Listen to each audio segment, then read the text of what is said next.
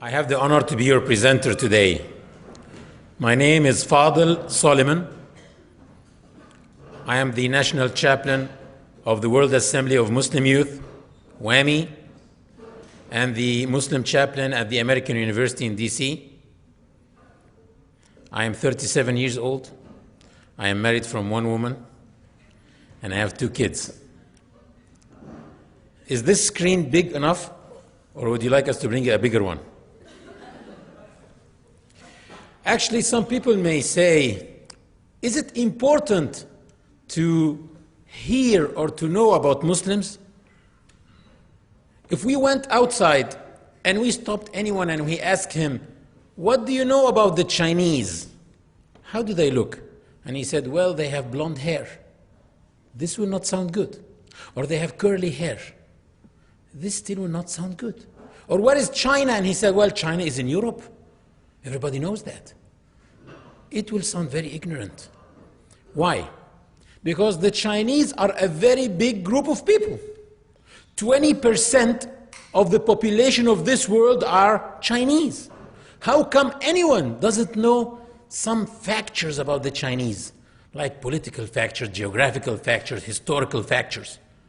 Same thing. Muslims are 20% of the population of this world.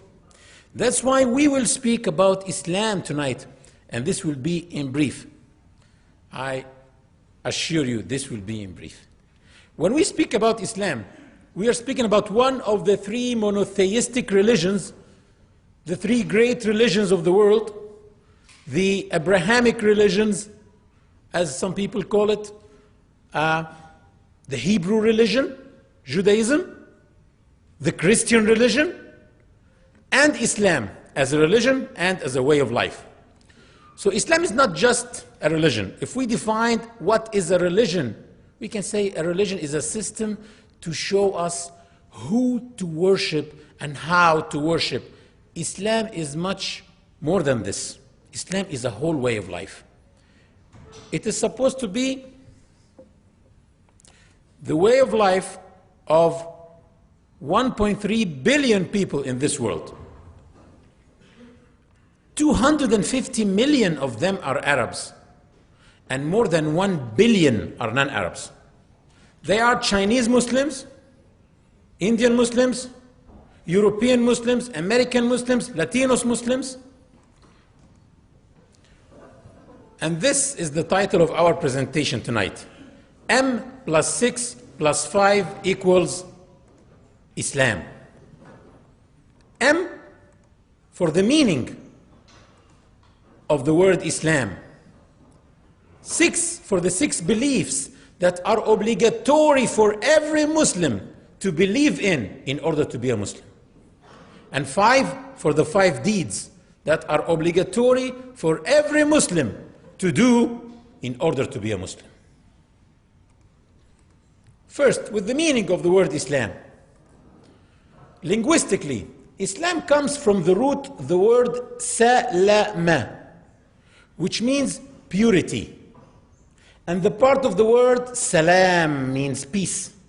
But the word Islam, it means surrender or submission.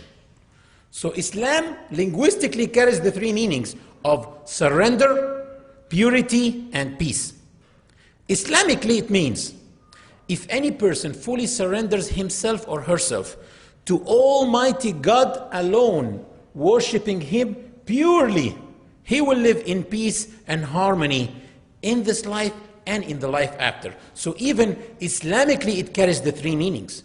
If you surrender yourself to God, worshiping Him purely, you will live in peace and harmony in this life and in the life after. So the word Muslim means, it's an Arabic word that means someone who surrenders to God, someone who submits to Almighty God. We're not called after someone called Salim, so we're Muslims. No, Muslim is an adjective that describes a situation, someone who is submitting. Before we go through our 6 beliefs and the 5 deeds, there are some relevant issues that I need to talk with you about. I am not expecting you to agree on them all, but it's a matter of perspective. First, Muslims believe that every human being is born pre-formatted to submit to God, which means that every one of us was born clean and good and pure by nature. We don't believe that because I am born Arab, then I'm stupid. Or because I'm a Hispanic, then I'm lazy. Or because I'm white, then I'm cruel. Or because I'm black, then I'm something else. We don't believe in this. We believe that no one can come on the day of judgment and stand in front of God and tell him, I was born bad. No, we were born clean, pure by nature. Muslims believe that every human being have free will. Human beings have free will. God Almighty showed us the right path and the wrong path, and then He left us to choose freely. No compulsion in religion. Actually, this is a verse in the Quran. In chapter number 2, it says, let there be no compulsion in religion. Which means that no one can enforce anyone to accept Islam. As a religion, Islam is an action of the heart. No one can put the gun in the head of someone and tell him, sign this paper. I am a Muslim, write your full name. If he did so, he's not a Muslim yet. It's an action of the heart. And Muslims believe that people are born without any inherited sin.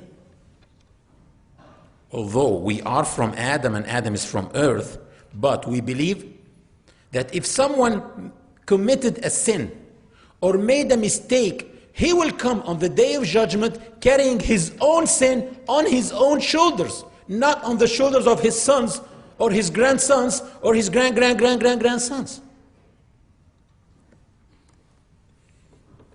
We believe that there is no supremacy. All people are equal. One of the traditions of Prophet Muhammad, peace be upon him, he said, all people in the sight of God are as equal as the teeth of a comb. He said also there is no privilege for an Arab on a non-Arab, or for a white on a black, except according to their piety, righteousness. So it's piety and righteousness, not racism, which means that we do not believe that God Almighty chose any people because of their race and made them their chosen people. So He did not choose the Arabs, nor the Jews, nor the Hispanics. And now with these 6 beliefs, to be a Muslim, I have to believe in those 6 beliefs. I have to believe in Almighty God, Allah. Is He a different God? We will come to this in details. I have to believe in the angels. I have to believe in the scriptures, the books. And I have to believe in the messengers. I have to believe in the day of resurrection. And finally, I have to believe in the divine destiny. Let's go through every one of these. Muslims believe in Allah. What does it mean? Muslims believe that there is no deity worthy of worship except Allah. And this shouldn't be offensive for anybody, because Allah is an Arabic word that means the one God. I am originally from Egypt, and in my country there are 7 million Christian Egyptians, and all of them are worshipping Allah. In the Arabic Christian Bible, it is mentioned just in the first page 17 times. Allah. In Genesis, Jews, Arab Jews, they worship Allah. So Allah is a word that means the one God. It is the proper noun for Allah, for God. And also Allah has so many attributes and names that describe Him. But why do Muslims use frequently the word Allah? He is the merciful. He is the forgiving. But we always say, I'm going to pray to Allah. Allah is great. Why? Because I may have a merciful son and a forgiving daughter, but Allah is the proper noun for God. Some of the names, we believe that Allah is unique.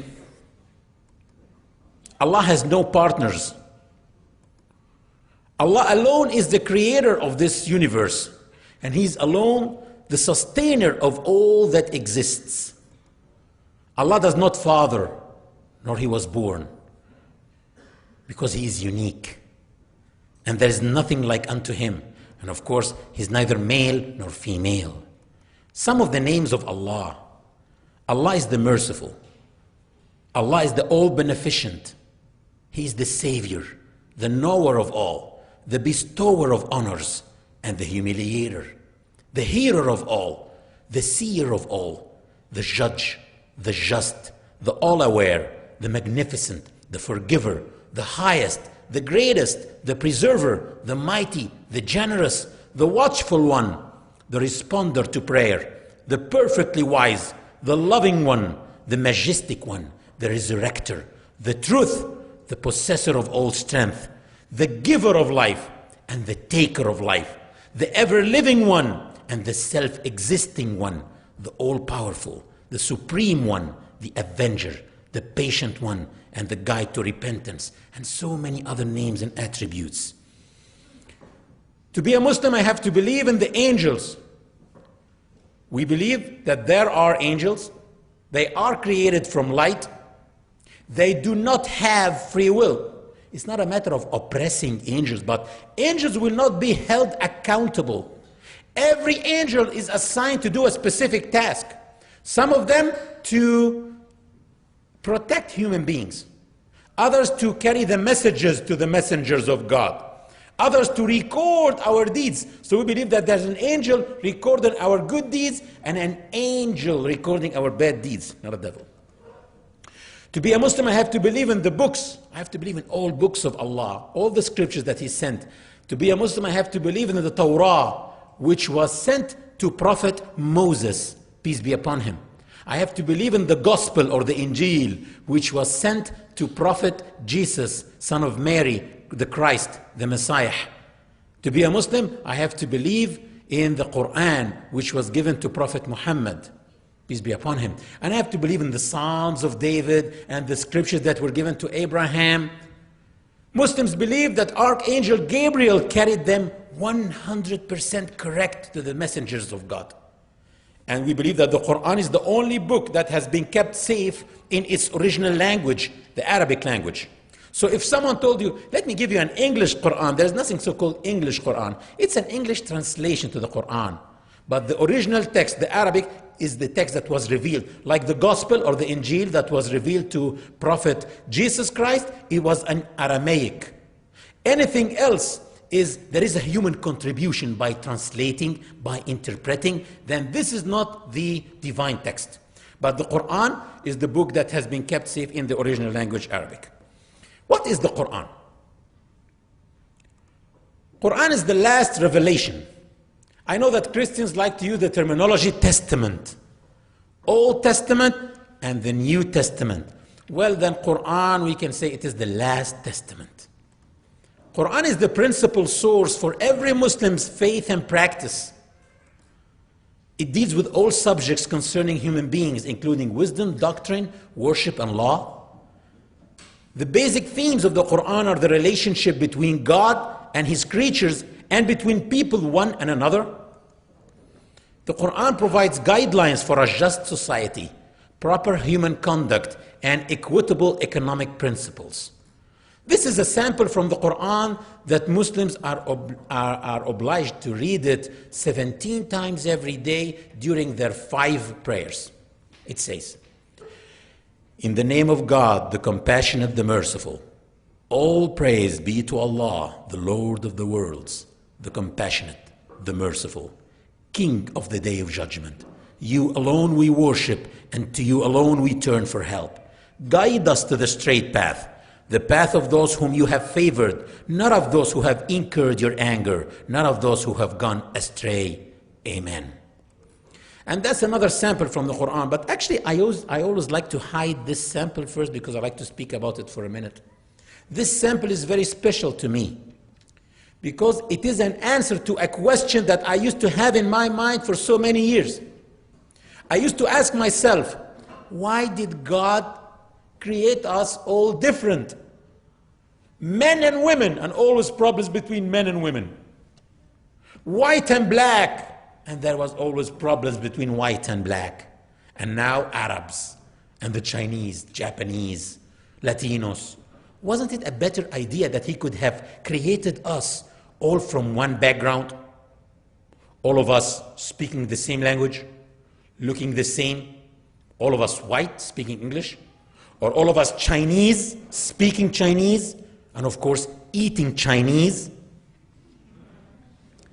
But because in this book, the Quran, you can find an answer to any question that you have in mind, I found the answer. God Almighty says, O mankind, we created you from male and female and made you into nations and tribes that you may know each other.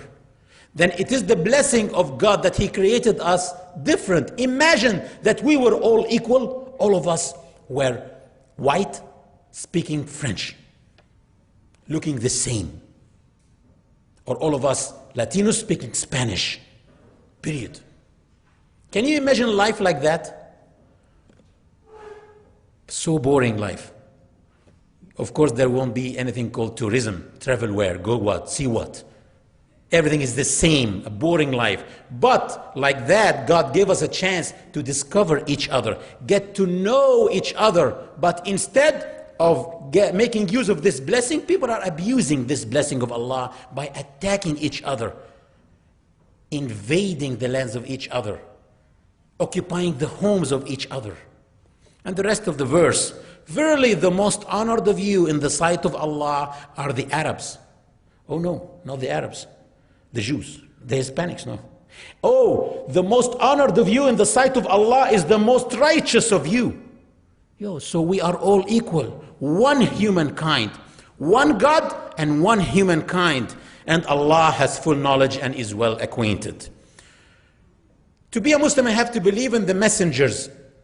We believe that it was always one message for all messengers. If He is one God and we are one humankind, and you agree with me on that, then why send different messages? Of course, it was always one message sent through ages, with different messengers, but it was always the same message, and that was the message: worship God alone and do not associate any partners with Him. We believe that all messengers are the best human beings, and they do not commit sins. They do not commit major sins.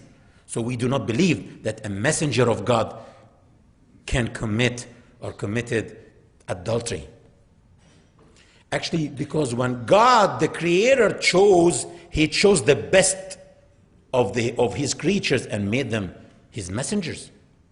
And if someone can commit adultery with the wife of his son at the corner of the street, can't he tell lies? He can tell lies.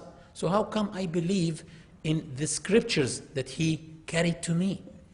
Muslims believe that messengers of Allah are the most honored and the most respectable people, and they do not commit major sins. Muslims believe that none of them is divine. None of them is the Son of God. And we believe that Jesus is a messenger like other messengers. But actually Jesus, for us, has a special respect, and his mother, of course. And we consider him one of the best 5 people ever walked on earth. Starting by Noah, Abraham, Moses, Jesus, and Muhammad. Those 5 messengers suffered a lot, and they carried a very important message. And to prove to you that this is my religion, I'm not trying to beautify my religion. This is what Allah is telling us in the Quran, the principal source of every Muslim's faith and practice. God is telling us, say, we believe in Allah and the revelation given to us, which is the Quran, and to Abraham, Ishmael, Isaac, Jacob, and the tribes, and that given to Moses and Jesus, and that given to all prophets from their Lord. We make no difference between one and another of them, and we submit to Allah, which means, and we are Muslims. To be a Muslim, I have to believe in the day of judgment. We believe that there will be resurrection after death. We believe that we will be reading our books of deeds. And we will be held accountable at that day. And then it will be a fair trial judgment, then after either to paradise or to hell. And this will be an eternal life. And finally, the last belief, Muslims believe in the divine destiny. Actually, this is why Muslims do not have depression. Muslims may be angry, sad, but not depressed, because we have this belief, the divine destiny. We believe that nothing happens without the knowledge of Allah. We believe that by His knowledge He prescribed everything. So whatever happens to me, good or bad, why worry? He knows. How many times some of you were very depressed and sad because some things happened, and after a few years they discovered that that was the best thing ever happened to them? How many times some of you were very glad when some things happened to them in their lives? After a few years they discovered that was the worst thing ever happened to me in my life. No, we believe in the divine destiny. And to conclude this, we believe that God knows what happened, what is happening now, what will happen in the future. And He even knows the fourth, which is, He knows what will not happen. If it happened, how it would happen. But some people may think that this contradicts with what we said in the first slide, that people have free will. How can people have free will and He knows what will happen? If He knows what will happen, then He should put us under some circumstances that what we do in the future meets His knowledge. And actually, my answer to this is very simple, because one day I was asked this question in a Methodist church, and I had my son with me. He is 5 years old. And when we entered, I told him, Anas, either you sit here and watch the presentation with them, or you take this coloring book and color in the back. And I knew 99.9% what he will choose without influencing him. So and this is because I am his father. I have more knowledge about that age. I have more experience than him. So I can know what he will choose. So how about the Creator who created us? And He knows our nature. Can't He know 100% what you will choose without influencing you? And like that, we finished the 6 beliefs, and now with the 5 deeds. To be a Muslim, I have to declare my faith. I have to say this inseparable testimony. There is no deity but Allah, and Muhammad is His messenger. Establishing the prayer. I have to pay a financial obligation. How much? To who? We will come to this in details. To be a Muslim, I have to fast the month of Ramadan, and finally I have to make pilgrimage. First, with the testimony. This testimony is the key to enter Islam. So I believe you heard that Islam is the fastest growing religion, in America at least. Actually, before 9/11, it was the fastest growing religion. After 9/11, it became the super growing religion. People heard more. They attended lectures, presentations. They bought books, pamphlets, and they read it. And when they come to us and tell us, well, guys, I need to join you. I need those meanings to be in my life. What do I do? We tell him, just say, there is no deity worthy of worship but Allah, and Muhammad is a messenger of Allah. We believe that this is the key to enter Islam. So whoever says this with sincerity is to be considered a Muslim. And whoever dies on this belief will enter paradise if his sins were forgiven. Because we don't believe that because we are Muslims, we don't have any sins, our sins are forgiven, or we have a blank check to go to paradise. To be a Muslim, I have to perform the prayers. Muslims pray 5 daily obligatory prayers. They have to be done on time. The first one is at dawn, which is like 5:15 in the morning now. The second one is at noon. The third is in the afternoon. The fourth after sunset. And the fifth is in the evening. So if you live beside a mosque and you found that the Muslims come every day and they park their cars at 5 o'clock in the morning, for 15 minutes only, and then they take it. Don't worry, they're just praying. Someone told me before this presentation, I always thought that Muslims are drug dealers. What are they doing at 5 o'clock in the morning every day? Come to me, do what? No, those prayers should be done on time. They should be done on any pure spot on earth. I can pray here in the university, there in the mosque, at home. The best way to do it is to do it congregational in the mosque.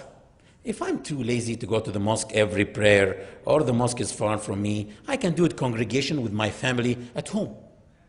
If there's no one to pray with me, I can do it individually, anywhere. And we all turn our faces towards one direction, all towards Mecca, which gives the sense of unity, that all Muslims are standing, praying in circles all over the earth.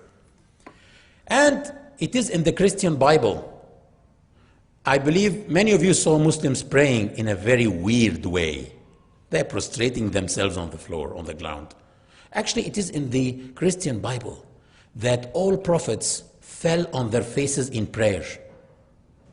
You will find in Matthew, Jesus Christ falling on his face in prayer. You will find Abraham, Moses, and Aaron falling on their faces in prayer.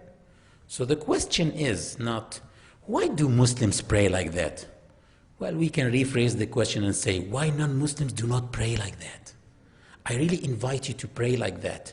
Put your head, put your nose and your forehead on the floor for your Creator, and see how close to God you will be. But do not put them on the floor for anyone else. Just for your Creator. Do not humiliate yourself to anyone else. And financial obligation. To be a Muslim, I pay a financial obligation called the zakah.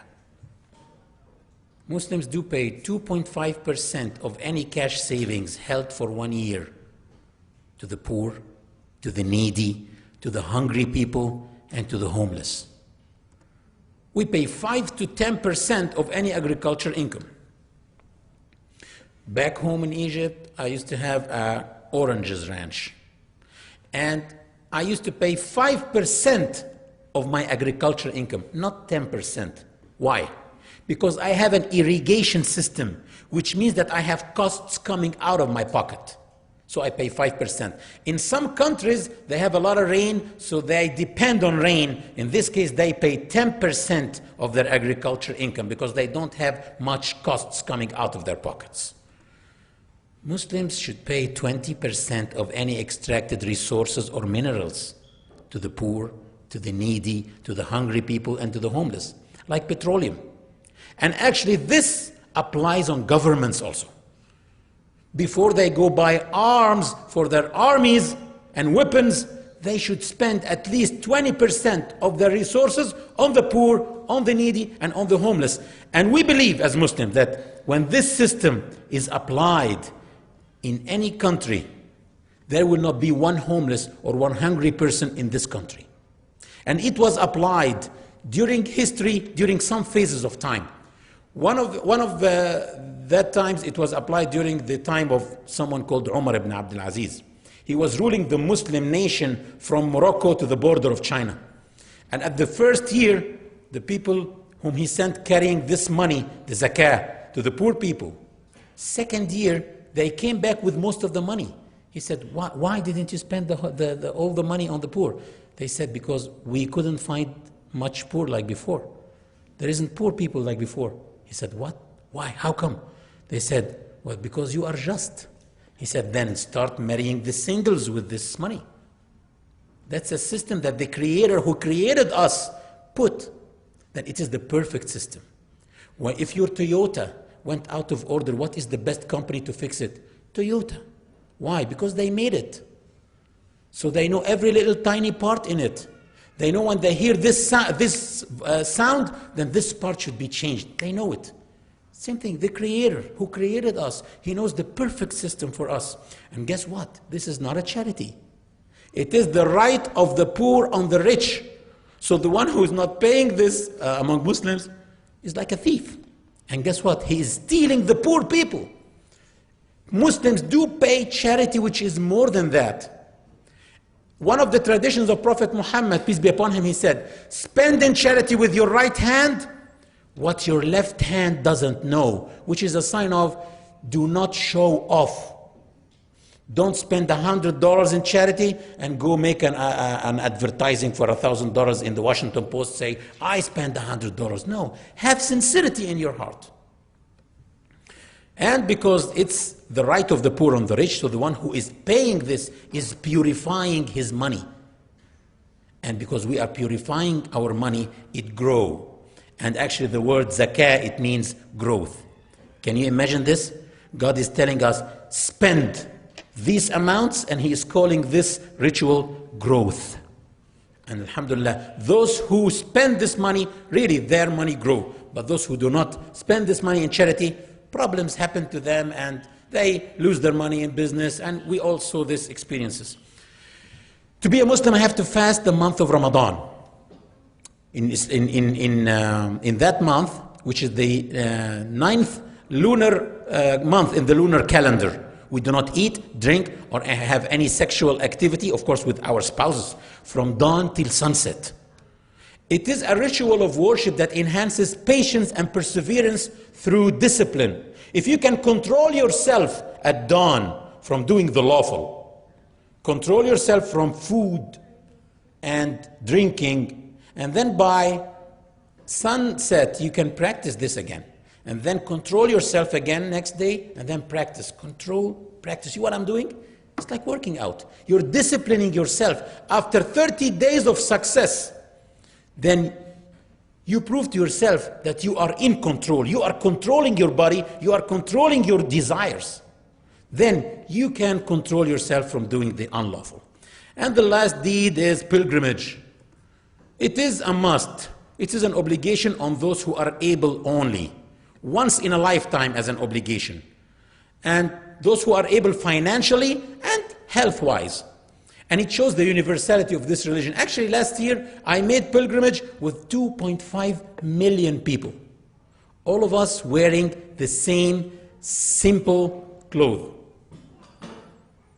If you see one of us, you don't know if he's a millionaire or if he is a poor person. We're all wearing the same, eating together, praying together, doing the same rituals together. And actually this changed the life of so many people. One of them is Malcolm X. How many of you heard about Malcolm X? Yeah. Malcolm X, before doing this ritual, before going to pilgrimage, he was from a group that had some racist views towards white people. Maybe because of all what the black people went through here in this country, but still, as a Muslim, you do not have an excuse to have any racist views towards anybody. When he went to pilgrimage and he came back, he changed, and he wrote this in his biography. Go buy it from the library. It's a beautiful biography. He wrote, I ate from the same plate, and I drank from the same cup of people whom their skin is the whitest of the white. And their eyes are the bluest of the blue, and their hair is the blondest of the blonde. And in their deeds and in their worship, I felt the same sincerity of the black people of Ghana, Sudan, and Africa. He was astonished. He never knew that, and he came back to America and he joined mainstream Islam. Now we finished the 6 beliefs and the 5 deeds, but I have 3 very important issues to speak to you about, especially here in America. They are concerns for so many people. The first one is hijab, which is how Muslim women are wearing. You see this scarf? And the status of women in Islam. And finally, jihad. I believe it doesn't need explanation. With the first issue, hijab. Whose picture is this? Yeah, Christians believe this is the picture of Virgin Mary. And this is a Catholic nun. And this is one of my relatives. She's a Muslim girl. Now the quiz that we have for you tonight. What is common in the 3 of them? For God's sake, what is common? They are all wearing hijab. They are totally covered except face and hands. Why do Muslim women wear like that? We said that the Quran is the principal source for every Muslim's faith and practice. God Almighty told us in the Quran, and say to the believing men, he didn't say women here, that they should lower their gaze and guard their modesty. That is purer for them, and Allah is aware of all that they do. Then I also have a hijab. In a sunny day like today, you will not see me walking in the streets with a short, without a t-shirt, to have a color. I can do that, but not in public. In public, I should be wearing modestly.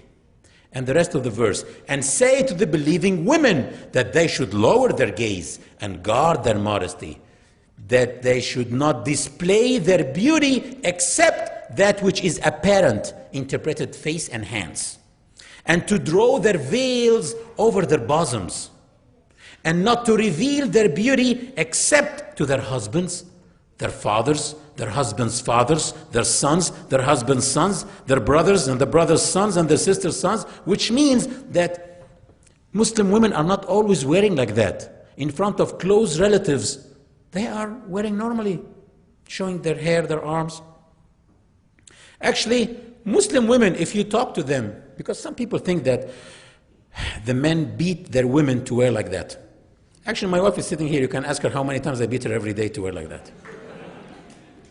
But I loved so much what some Muslim women said to me, that after I embraced Islam and I wore hijab, I felt that I am taking control. I am having the remote control with me. And I can show that man only my face and my hands. And that man, because he is my father, or that man because he is my brother, I can show him my hair and my arms. And that man, because he is my husband, I can show him anything that I want. I am taking control. I am more free than before. I like that so much. Another sister told me, well, I like when people deal with me as a piece of mind, not as a piece of meat. Anyway, now with the status of women in Islam. In Islam, all men and women are equal before God. Both of them are equal before the law. Men and women are both subject to be equally rewarded or equally punished by God and by the law. In Islam, women are like men. They have the right to gain education, engage in business, engage in professions, public life, and keep their family names. If I showed you the ID, the driver license of my wife, you will find her name Shireen Hussein Mahmoud Ibrahim. And if you took my ID, it says Fadel Kamel Soliman. And guess what? She's my wife since 11 years. Still her name didn't change, and it will not change. Because we believe that like that, she's keeping her identity. Why should she go and change her family name? If you change your family name, what do you go? You go to the DMV. To do what? Change your ID, your identity. So, no, Muslim women keep their family names and their possessions are secured. So the Muslim man doesn't have the right to touch a penny of his wife's money. Actually, it is his obligation to cover the household expenses. And if she spent and helped, it's considered a charity from her. She has other obligations and other responsibilities, completely separate financial identity. She should pay zakah on her money. He should pay zakah, the financial obligation, on his money, and so on.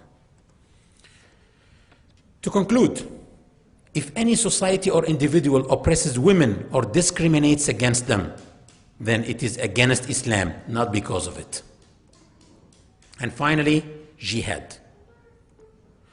The word jihad comes from the root jahada, which means someone doing great effort. So the word jihad, linguistically in Arabic, it means striving and struggling. Islamically, it has two meanings.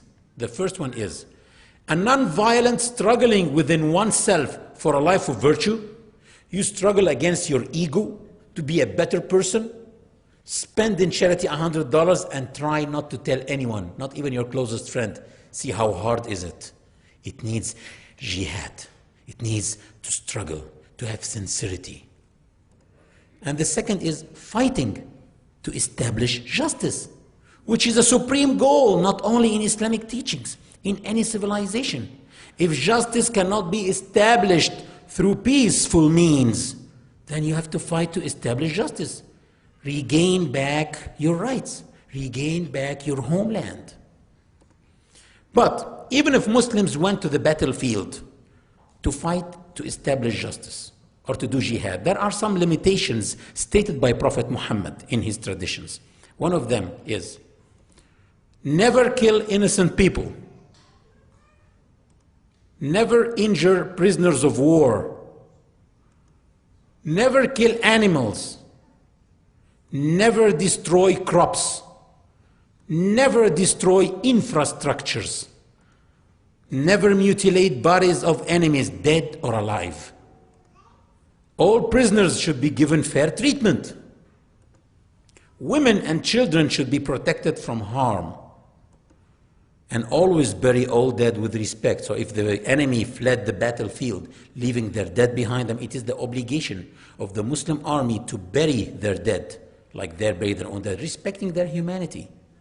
Also, prisoners should be given fair treatment. It is the obligation of the Muslim army to feed the prisoners and to give them shelter. And if there is no enough food, guess what? The prisoners will eat and the Muslim army will not. They are free people. They should go find a way, find something to eat. But those people are captured. You can't leave them starve. And that was 1400 years before the Geneva Convention. Of course, we hear that today about the Geneva Convention of the POWs. If you go to this Geneva Convention, you will not find anything more than this, maybe except showing them on TV. And Islam advocates moderation and abhors extremism, terrorism, fanaticism, and oppression.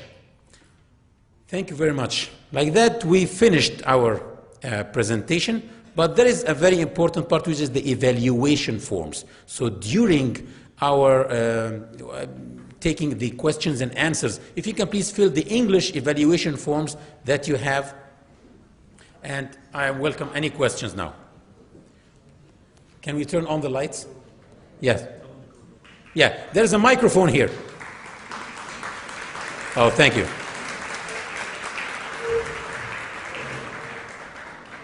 There's a microphone here on that side if anyone wants to ask any questions. By the way, before asking any questions, Muslims believe that there is no weak points in their religion, which means that no one question is offensive for us. So go on, start asking offensive questions. Don't worry. I have a question. I have a friend, Shabi Khan, and I've known him for 9 months, and he tells me that in Islam, hell is not eternal, that Allah just beats you up for a while until you repent or are forgiven. Well, the majority of the Muslim scholars believe that hell and paradise are eternal. But maybe not everybody will stay in hell forever. And not everybody will stay. But everybody who goes to paradise, he can stay there forever. He had given me the impression it was a temporary situation, that you just had to go through some beatings with Allah. Yes, that's true, that's true. Those who have the right creed, they may be punished for some of their sins or forgiven completely. We don't know. Because if we know from now, then that's not a true test. But this is a true test. So you don't know what will happen later on. But one of the names of Allah is the forgiving and the merciful. But He also is the punisher. He can punish. He's all just. He is all just, of course. Thank you. But He will not only treat us with justice, He will treat us with mercy. If He treated us with justice, we will fail, all of us. Because it is narrated that a person on the Day of Judgment came to Allah and he was a worshipper who used to worship always. And then he asked Allah. Allah told the angels, take him to paradise with my mercy. He said, no, Allah, treat me with your justice. I did a lot of good things in my life. I used to worship you. Then Allah said, okay, put only the blessing of his sight in one hand and put all his deeds in the other part of the scale, the other side of the scale, and then all his deeds went away. Just the sight is a blessing that nothing can pay for it. So we hope that he will treat us with mercy, and he is the merciful. So you're saying he's compassionate. He is the compassionate, of course. Shabi also told me about the jinn. Can you explain that? Yeah. Muslims believe that God Almighty is the Lord of the worlds, not the world. The world of human beings, the world of angels, the world of insects, animals, the world of jinn, which are the spirits, and the world of the angels, of course. So many worlds in this life. Allah told us in the Quran that you have not been granted from knowledge except what is so little. So we don't really know a lot in this universe. One of these things is the unseen. Things are like angels, jinn, devils. Those are kind of things that we are unseen, but we believe in it because we were told so in our book, and we have the proof that that book is authentic. Then we have to take it all. Yes. Yes. What are the duties of women in Islam? You mentioned the men's duties in particular, but you didn't mention the women's duties. Okay, the duties of women in Islam. Women in Islam are like men, and there is a tradition of Prophet Muhammad. We have two main sources in Islam: the Quran, which is the word of God, and the Sunnah, which is the traditions of Prophet Muhammad, which are also a revelation from God, but in the words of the Prophet himself. And he said, one of those traditions, he said, women are like twins with men. They have the same duties. Women and men are equal, but they are not similar. You see, men are different and women than women, but they are equal. In duties, they are equal. In other things, they are not, because they may be not similar. But one of the duties of women is to take care of the family, the household. She can work, she can engage in business, in public life, in a lot of things. Actually, one of the things that confuse people is what they see sometimes on TV, or what they know about what's happening in some different parts of the world. And we all know that Islam spread all over the world. There are 55 countries in this world that the majority of the people are Muslims, and those are called the Muslim countries. But many of these countries are applying their own traditions mixed with Islam. What I showed you now is Islam, pure. But you may go to Egypt, or to Saudi Arabia, or to Pakistan, or to Brazil. The people who are living in the desert are different from the people who are living in the jungle, are different from the people who are living in the mountains. Different nature with different cultures and different traditions. And sometimes they mix their traditions and cultures with Islam. What is accepted by Islam is accepted, and some of the culture and traditions are not accepted. Yes. I just want to know your opinion on this. Do you think that because Islam does not have a highly stratified hierarchy as with the Coptics or the Greek Orthodox or the Catholics, a centralized, very strict hierarchy, do you think that that has contributed to a lot of extremism that exists vis-a-vis the Taliban within the religion? Well, the reason of extremism is that some people do not understand the youth. And by the way, the Muslim youth can be a disaster, like other youth, if you do not know how to deal with them. Any youth in the world, you should know how to deal with them, how to listen to them, and how to talk to them. So I believe this can be one of the reasons of extremism, especially when some people kick you out of your home and they tell you, well, you need to be more polite. Don't throw stones at me. This sometimes drives people crazy. Do you think that the girls who are 20 years old, and they bond themselves. They never had the dreams of the 20 years old girls. They had it. One day, they used to dream about marriage, about love, about having children, but they are desperate. I am not trying to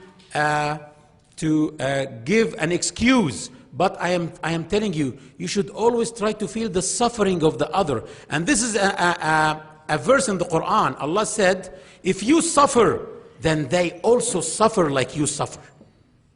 That's an invitation for us to feel the pain of each other. Well, my question was pretty much geared, the extremism that you're talking about is being oppressed, being occupied unfairly. And of course, that can induce a lot of extremism because people are definitely desperate. The question that I was alluding to was really the fact that governing maybe a teaching body of Islam, without a single head, do you think that that has probably contributed to extreme forms of Islam like what the Taliban was practicing, which what they practice, of course, was not. I actually don't know much about what the Taliban were practicing, but what I saw during the time that they were ruling, I didn't like at all. Right. I didn't like it at all. But we are also told in our religion not to judge till we hear both parties.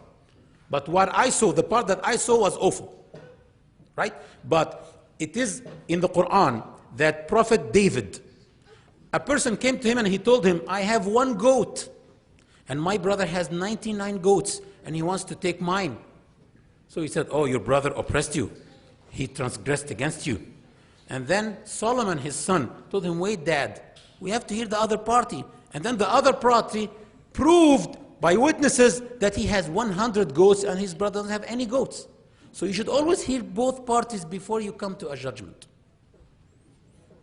Okay, and the other question I have, could you elaborate on parts in the Quran which talk about Jesus' return?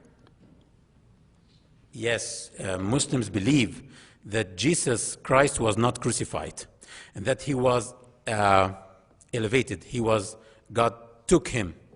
And by the way, we believe that in the last days, Jesus will return back. And he will pray like Muslims used to pray and prove to people that he is one of the messengers of Islam, as I showed you. Yes. You've spoken about a lot of wonderful things about your religion this evening. And I'd like to know how if you find it difficult to separate what a lot of the American culture believes about your religion from what you've been showing us tonight, and how you go about doing it other than just in this fashion. Thank you. That's a very good question. The problem is a lot of what the Americans know about our religion came from the media. And this is completely distorted. We all know that the people who are controlling the media are not very friends with the Muslims. So they do not show by any means any good side. They only show negative parts, and a lot of times, a lot of things that are completely wrong. For instance, let me give you an example. You remember 6 months ago, the Church of Nativity in Palestine, when it was under siege? And I used to watch on Fox News and NBC that the Israelis, the good guys, are surrounding the church, trying to free the priests who were taken hostages. On Al Jazeera and Dubai and Egyptian channels, we used to see the priests speaking on the phone, and we know them. They are big figures. And they are saying the Israelis are shooting at us. They killed 2 priests up till now. One of them was ringing the bell, and they shot the statue of Virgin Mary. So the problem is, I never expected that the media in America can be that biased. I knew always that it's biased, but not to that extent. That's a problem, that a lot of what the Americans know about Islam and Muslims come from the media. But a lot of Americans now started not to trust media that much and started to go and ask. We used to have presentations every day in a lot of places. We used to have now people coming to us to the mosques and ask us. Our bookshelves were blown. no books after 9/11. 1 month after 9/11, there wasn't any Quran translated in English in the United States, and we had to print again and again. Just my organization, we printed more than 2 million pamphlets since 9/11. Well, how do you separate yourselves from what you've been speaking to us about tonight and from extremist actions that we've seen in the past is basically my question. And also, why do you think that there is such a bias in the media regarding it? I believe you mean 9/11. Yes. Yes, good. By the way, on 9/11, I was in Manhattan. And I was attending the convention of the United Nations Convention for non-profit organizations. And I had some friends coming from overseas, and they said, let's make some sightseeing in New York. And they went and they visited the Empire State, and they were supposed to visit the World Trade Center. And then they said, well, let's postpone this till Fadel comes to us from Washington, D.C. till tomorrow. And tomorrow was 9/11, and our convention starts at 9:30, so we were supposed to go and visit at 8:30 or 8:40. So I could have not been here now if I went, but we couldn't find a taxi, and we had to go directly to the United Nations. So 9/11, I do not know one Muslim scholar who justified this. Even those who are the scholars of the organizations that are banned lately in the United States, they said it is wrong. It cannot be justified. Because as I showed you, in Islam, you can go and fight to establish justice. But the first thing in the traditions of Prophet Muhammad is, do not kill innocent people. And the people who went to the World Trade Center at that day, many of them never even heard about Palestine or Muslims at all. 600 of the 3,000 were Muslims already. So nothing that happened on 9/11 can be justified by Islam. But we believe that anyone who kills innocent people is a terrorist, whether he lives in caves or anywhere else.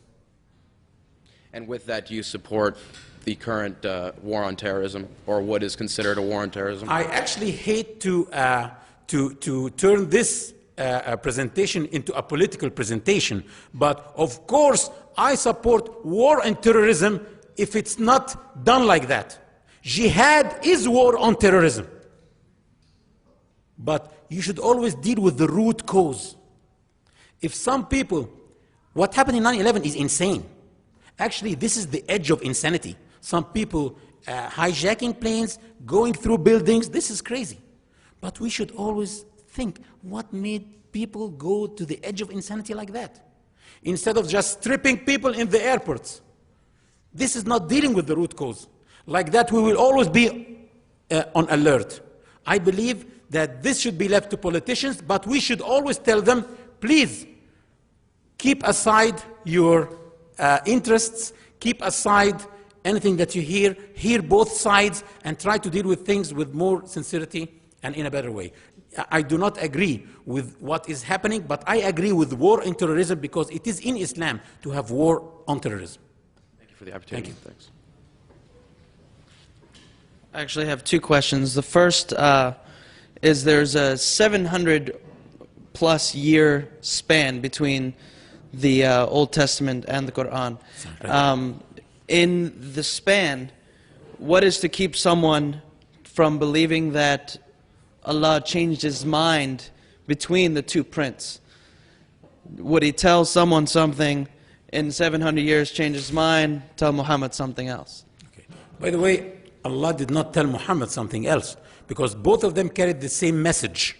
Okay? But one of the verses in the Quran is about the Prophet of Islam, Jesus Christ. He came and told the Israelis, the sons of Israel, I came to you to ease what was revealed to you, what was revealed to you through Moses, because Allah made it a little bit difficult on them, and then Jesus was sent to make it more easy to them. So what changes are but nothing in the concept changes.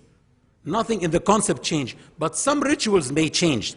The way of fasting may change, things like that. But they always carried the one message: worship God alone and do not associate any parties with Him. They all had the same concepts of prayer, of fasting, of pilgrimage even. Okay? But Allah doesn't change His mind. It is through ages, things change and needs to be. It's like when Microsoft issued Windows 95. And then they issued Windows 98. And 2000, Millennium, XP. The latest is XP, right? It's abrogating all the rest. But still, the rest were from Microsoft to the computer users, right?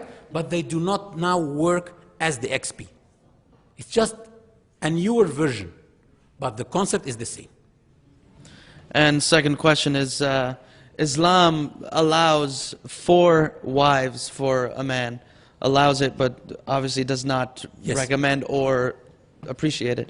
Yes. What about women? What Good. is the law versus women and marriage? Good, thank you. Actually, yes, Islam came to decrease the number of wives, because at that time it was for like about 10 wives for every man. And if you go to the Christian Bible, you can even find that King David married hundreds of wives, and Solomon, and also Gideon had like 1,000 wives. But Islam came to decrease this because there is always a need for this. Men may die in wars. When a woman is divorced and have children, she shouldn't just beg. Someone can come and marry her and take care of her and her children. I want to ask you a question. You know, of course, that the United States law doesn't allow this. And of course, Muslims, American Muslims, they have to respect, this is by Islam, they have to respect the law of the country that they are living in, and they accept it to live in. So they do not practice this in America. But this law in America allows a man to have 1 wife and 10 mistresses, or as we call it now, a polite way, 10 girlfriends, and have sex with them. It's not a crime. But if he had 2 wives, both in the light, both of them have rights and have duties in front of everybody, oh, that's a crime. This is what I think it doesn't make sense for me. Okay. I got a couple questions too. First question was, could you explain the, I think it's called jizya, the non-Muslim tax? Yeah, the zakah. Yeah, so that's the first question. Yeah, I explained it. Do you need more explanation about this? Yeah. Jizya. Oh, yeah. Yeah, I'm sorry. I thought the zakah. Yeah, the non-Muslim tax, yes. In the Islamic nation, Muslims should pay the zakah, which is 2.5% of cash savings, 5 to 10% on the agricultural income, 20% if they have any resources extracted. The non-Muslims pay a tax. It's called the protection tax, because they are protected, so they pay something that is less than 2.5%. And I pay 35% here in this country, and I don't feel any oppression. So yes, everybody should pay tax in the country that he's living in. And my second question is, how does Islam look on suicide bombing, specifically in regards to someone killing themselves, Yeah. and also in regard to, I know it says killing innocents, and women and children, so that happens sometimes. And Suicide is a major sin in Islam. And Muslims believe that if someone committed suicide, he will never go and see paradise, ever. He will go directly to hell on a motorcycle or something, but directly to hell. Yeah. But the one who dies in a battle is not considered to be someone who committed suicide. Yes. I mean, considered battle, or no? No. Suicide is suicide. Okay. Right? But the one who dies in a battle, if they are killing him, killing his family, shooting at him with Apaches, tanks, anything, and he dies, this is a battle. If you try to confront them and to keep away this kind of oppression, and he died, this is a battle. Thank you. Alaikum. I just want to clear one thing that you said. Isn't it true that if someone commits suicide, that they have the threat of going to hellfire, but Allah may forgive them? Because the only sin that's not going to be forgiven is shirk. Isn't Yes, that? Allah forgives everything. Allah said in the Quran that every sin can be forgiven by Allah, or Allah forgives all things except associating partners with Him. And by the way, this is even for those who never heard about the monotheistic message. But those who heard, who never heard about this, even those will be tested in the hereafter. Those who never heard about Islam or about the monotheistic message of Allah, they will be tested in the hereafter. They will not go, because Allah will not oppress anyone. And Allah said, I will never punish anyone that I did not send a messenger to him. Yes. My question is, I was taught that when Islam was first started, if you left Islam, you were put to death. Is that true? Can you repeat this question again? Raise your voice. If you were a member of Islam, yes, and then you decided you no longer wanted to follow the religion or the way of life, were you put to death in the early Islamic period? In the early Islamic period, that's nice that you told me so. Actually, in the early Islamic period, everyone except Muslims was against Islam. The Romans, the Persians. So in any country, if someone betrayed his community, is to be killed. At that time, anyone else except Muslims was against Islam. Islam was under siege from so many nations. So that was made as a decision, but it was not applied on some people who decided to quit Islam for no reason. And the Prophet, peace be upon him, it happened in one incident that I read, that someone went to him and I told him, I want to go back in my covenant that I gave to you earlier. The Prophet didn't talk to him. He left him. Maybe someone advised him, or he changes his mind. Next day he came to him. He said, I want to go back in my covenant. I don't want to be a Muslim anymore. The Prophet didn't talk to him. And then the third time he came to him, I don't want to be a Muslim anymore. The Prophet left him. The guy left. The Prophet never sent anyone behind him to kill him or anything. I showed you no compulsion in religion. There is no compulsion in religion. Yes. I am Egyptian and Muslim, and these questions were supposed to be asked by a friend, a Christian friend, but he was unable to attend. So if you would allow me to ask the questions. One of them, he was saying that, do you think that Islam was spread by force? Islam was spread by force? Islam cannot be spread by force. Islam depends on this verse. There is no compulsion in religion. And if you went to the biggest two countries, Islamic countries in the world, Indonesia and Malaysia. One of them, I think, is 350 million Muslims there, and the other one is more than 280 million Muslims, and not one Muslim soldier went and put his leg in those countries. So it was never spread by force. But it happened that jihad can be allowed to remove the oppression and remove the tyrants. But what happened is that the Romans and the Persians, they committed acts of war first. So the war was launched against them. And Abyssinia, which is Ethiopia now, was a Christian country. The guy there who was ruling this country, those people were not oppressors, so Muslims are not allowed to fight them. And never happened that Muslims fought people in Abyssinia, which is Ethiopia now. Also, the second part, that if you have the chance to read the Bible, yes, did you find anything that says that the Prophet Jesus Christ mentioned that there will be no prophet after him? Because my friend said that... I read the Bible in English and in Arabic, all of it, Old and New Testament. Yeah. I didn't read that Jesus Christ mentioned that there would be no prophet after him. Okay. And he even didn't say, I am God. Okay. Yes. Second, the Prophet Muhammad, peace be upon him, he was highly regarded Jesus Christ, and he mentioned something of good words about him. Would you elaborate about this? Because yes, actually, one of the chapters, important chapters, big chapters in the Quran is called Mary. Okay? And it speaks about this about this story. The story of Jesus and Mary in the Quran is a very beautiful story. It is a different version from what the Christians believe, but still it is a very beautiful story. Jesus and Mary have very special esteem, very special respect in Islam.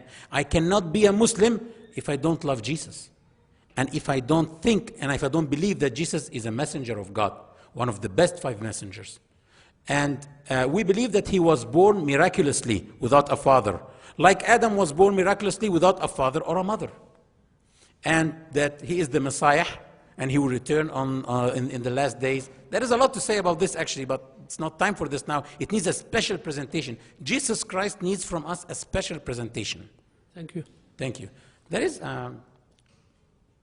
something here. How could you clear up for someone who has grown up in a Christian family and been taught that they should never touch or read the Quran because it was revealed by the devil and will have a negative effect on them and lead them to hell forever? I don't know how to clear this up. I think the one who sent me this is a Muslim. Because he says, how could you clear up for someone who has grown up in a Christian family, never been taught him that so and so. I believe this is the best propaganda for Islam. Tell someone, don't do this and this and this, don't do this and that and that and that. The first thing he will do, he will think about doing this. And I believe that, I would like to meet this person. I can't clear up this. Actually, if it's revealed by the devil, then it should say very bad things and very bad words. But actually, if you go to Quran and you read it from cover to cover, you will see the light that will be thrown in your heart.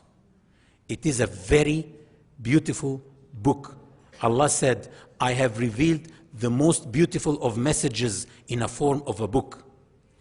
Prophet Muhammad had so many miracles also. Like when Jesus used to have miracles, Moses had miracles, but the best and the ever-living miracle of Muhammad, the eternal miracle, is the Quran itself. Because in the Quran, there is a lot of scientific miracles. Quran told us God is swearing by his ability to create the fingertip. What's a fingertip? After 1400 years, the science discovered that this is one of the most complicated parts in the human body. There is the fingerprint here that none of us has the same fingerprint of the other. People did not know that 1400 years ago. A lot of scientific miracles. If you contacted me on this email, I can send you, inshallah, I can send you, God will, the genius presentation called The Miracles of the Quran on a videotape. And by the way, our presentation today is outside, cost price on a videotape that was aired on Fairfax Public Access TV for, I think, $5 they are selling it. You can buy it and watch it again. And please send me if you have more questions on my email, but I need more aggressive questions and more offensive questions than those. And thank you very much. And please enjoy the dinner.